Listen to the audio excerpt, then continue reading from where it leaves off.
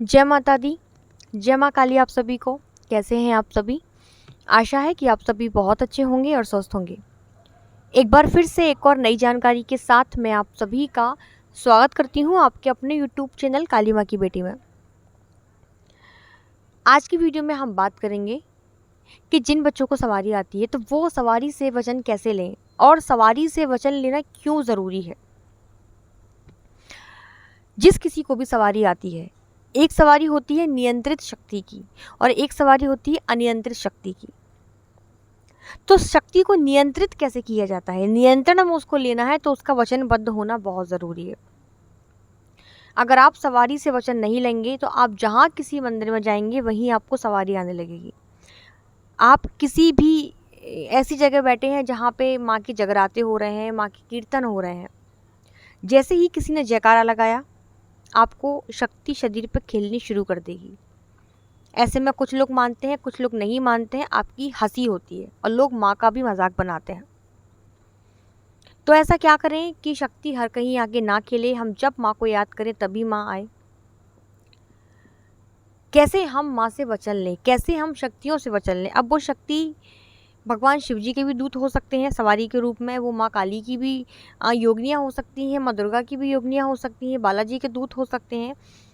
सवारी किसी भी देवी देवता की हो सकती है, लेकिन सवारियों को नियंत्रित करना बहुत ज़्यादा ज़रूरी होता है। अगर सवारी नियंत्रित नहीं होती है तो वो मनचाही गति से चलती है, ऐसे में साधक को भी बहुत दिक्कत आती है।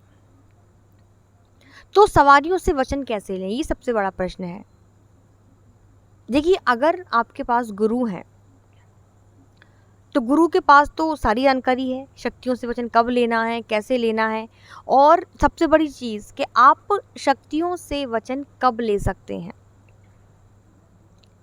सवारी भी कई तरीके की होती है। जैसे एक सवारी आएगी तो वो बोलेगी ही नहीं, वो आएगी, शरीर पर खेलेगी, जयकारे लगाएगी और चली जाएगी।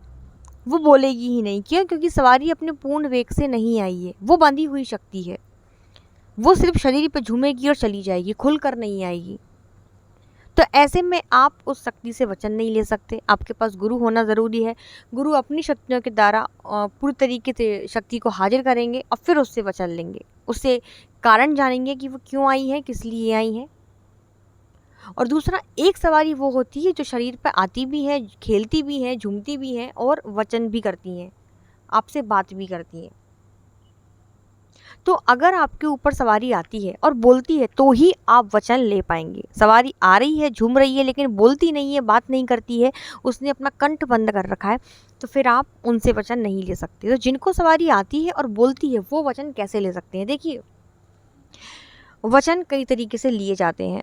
सबसे पहली चीज़ तो क्या होती है कि जिनको सवारी आती है ना, उनको छूना नहीं चाहिए। शास्त्र हमारे जो शक्तियों के जो नियम होते हैं उसमें एक नियम ये भी होता है कि जिस किसी को भी सवारी आती है और जिस समय पर उस व्यक्ति के शरीर में सवारी है, ना तो उसको छूना चाहिए, ना उसके पैर छूने चाहिए।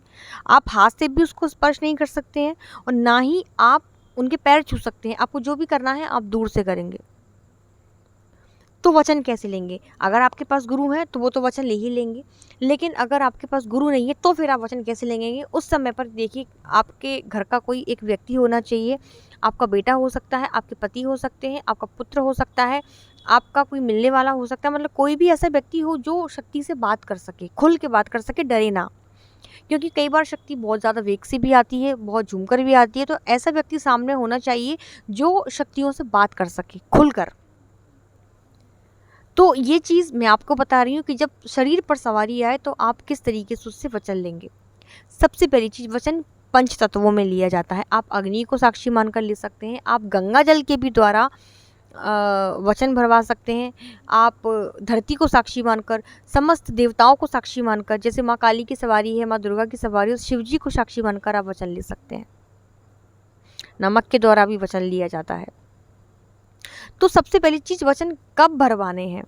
सबसे पहले तो आपको ये पता होना चाहिए कि वो सवारी सच में माँ काली की ही है या माँ दुर्गा की, मतलब वो सवारी सात्विक है, वो सवारी सही सवारी है या कोई नकारात्मक तो नहीं है, सकारात्मक शक्ति है या नकारात्मक शक्ति है, पहले आपको ये पता करना होगा। ये कैसे पता करते हैं ये भी मैं आपको छोटा सा एक बता देती हूँ कि आप कैसे पता लगा सकते हैं। पहली चीज़ तो जब सवारी आएगी तो वो जयकारा लगा के आएगी। महादेव का जयकारा लगाएंगी, हनुमान जी का जयकारा लगाएंगी, माँ दुर्गा का, माँ काली का जयकारा लगाएंगी। कोई भी सकारात्मक शक्ति होगी जयकारा ज़रूर लगाएंगी और अपने धाम का जयकारा ज़रूर लगाएंगी।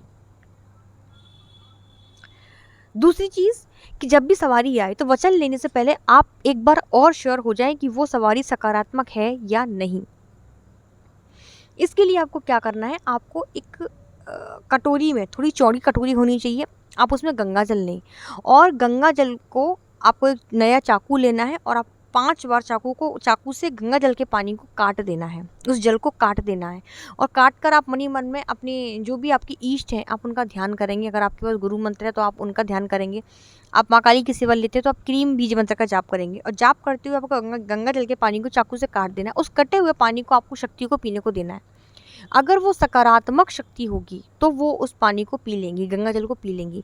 लेकिन अगर वो नकारात्मक शक्ति होगी तो वो उस पानी को छुएगी भी नहीं, क्योंकि वो पवित्र जल है, वो गंगा जल है। तो इससे आप जान सकते हैं कि वो शक्ति सकारात्मक है या नकारात्मक है। अब जब आप जान चुके हैं कि शक्ति सकारात्मक है तो आपको अब वचन कैसे लेने हैं और कौन कौन से वचन लेने हैं। सबसे पहला वचन आपको लेना है, आपको एक लोटे में या एक किसी भी पात्र में, किसी कटोरी में गंगा जल भरना है और गंगा जल लेके जो जिस व्यक्ति के ऊपर भी सवारी आ रही है, जिस बच्चे के ऊपर सवारी आ रही है, उसके सीधे हाथ में गंगा जल दे देना है। गंगा जल देने के बाद आपको माँ से बोलना है या जिसकी भी सवारी है आपको उनसे बोलना है कि माँ, पहला वचन आप हमें ये दीजिए कि आप कभी भी इस तरीके से शरीर पर नहीं आएंगी कि हर कहीं जागरण में आ जाना है, हर कहीं भजनों में आ जाना है। हम जब याद करेंगे आपको तभी आना पड़ेगा, मतलब हर कभी आपको शरीर पे आके नहीं खेलना है।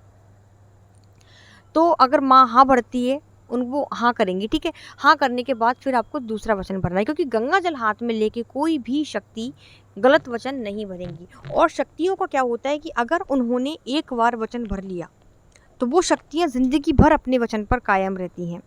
कभी भी कोई भी सकारात्मक शक्ति कभी किसी वचन को भंग नहीं करती। शक्तियाँ वचनों की बड़ी पक्की होती है। नकारात्मक शक्ति तो अपने वचन को तोड़ देती है, लेकिन सकारात्मक शक्तियाँ, दैवीय शक्तियाँ कभी भी वचन को नहीं तोड़ती। इसलिए बोलते हैं शक्तियों को हमेशा नियंत्रित रखना चाहिए, वचनबद्ध रखना चाहिए। तो पहला वचन आपको यही लेना है कि माँ, आप कभी भी इस तरीके से शरीर पर ना आए, हम जब आपको याद करें तभी आप शरीर पर आएंगी। दूसरा वचन आपको लेना है कि हमारे परिवार में, घर परिवार में, हमारे घर के किसी भी व्यक्ति पर, किसी भी मेंबर पर किसी भी प्रकार का अगर कोई संकट आता है या किसी भी प्रकार का कोई तंत्र किया जाता है तो उस तंत्र से सिर्फ और सिर्फ आप ही रक्षा करोगी। हमारे कुल देवी कुल देवताओं को मनाने में हमारी मदद करोगी, क्योंकि अगर कुल देवी कुल देवता आपसे प्रसन्न नहीं होंगे तो आप किसी भी शक्ति को प्रसन्न नहीं कर पाएंगे। कुलदेवी कुल देवता और आपके पितृ ही होते हैं जो किसी भी साधना में आपकी मदद करते हैं, और आप जो साधना में सफलता पाते हैं ये उन्हीं का आशीर्वाद होता है। तो दूसरा वचन आपको क्या लेना है कि हमारे घर में किसी भी प्रकार का तंत्र मंत्र हो, किसी भी प्रकार की नकारात्मक ऊर्जा हो, माँ आप सदैव उस संकट से हमारे घर की, हमारे परिवार की रक्षा करेंगी। पहला वचन, जब भी मैं आपको बुलाऊंगा तब आपको आना होगा। दूसरा वचन कि हमारे घर में किसी भी प्रकार का संकट है आपको हमारी रक्षा करनी होगी। तीसरा वचन आपको लेना है कि हमारे कुलदेवी और पितरों को मनाने में आप हमेशा हमारी मदद करेंगी। ये 3 वचन आपको लेना ही लेना है। अगला वचन आपको ये लेना है कि माँ, हम आपके बच्चे हैं, कभी जाने अनजाने हमसे किसी भी प्रकार की गलती हो जाए या हमारे घर परिवार के किसी भी सदस्य से जाने अनजाने कोई भी गलती हो जाए तो माँ, हम सब आपके बालक हैं, हम सब आपके अज्ञानी मूर्ख बच्चे हैं, आप हमें क्षमा करें और हमेशा हमारे परिवार पर अपनी कृपा बनाए रखना। घर के सभी सदस्य सही राह पर जाएं, घर में एकता बनी रहे, शांति बनी रहे, ऐसी कृपा माँ आपको हमारे परिवार पर बना के रखनी है। इस प्रकार से आप माँ से ये वचन लेंगे। अगर गंगा जल नहीं है तो आप शपथ लेकर भी उनसे वचन ले सकते हैं। शिव जी की शपथ ले सकते हैं आप, जो उनके सहायक देवी देवता होते हैं, आप उनकी आन लेकर भी माँ से वचन ले सकते हैं। आप ब्रह्मा, विष्णु, महेश, इन तीनों देवताओं को साक्षी मानकर वचन ले सकते हैं। आप धरती मैया को साक्षी मानकर, अग्नि को साक्षी मानकर वचन ले सकते हैं। तो ये मैंने आपको जानकारी दी है कि आप किस प्रकार से सवारी से, शक्ति से वचन ले सकते हैं। तो ये थी मेरी आज की जानकारी। आशा है आपको वीडियो पसंद आया होगा। वीडियो अच्छा लगे तो वीडियो को लाइक जरूर करिएगा। कमेंट में सभी को जय माता दी, जय माँ काली ज़रूर लिखना है। मैं मिलती हूँ आपसे दूसरे वीडियो में, तब तक सभी को जय माता दी, धन्यवाद।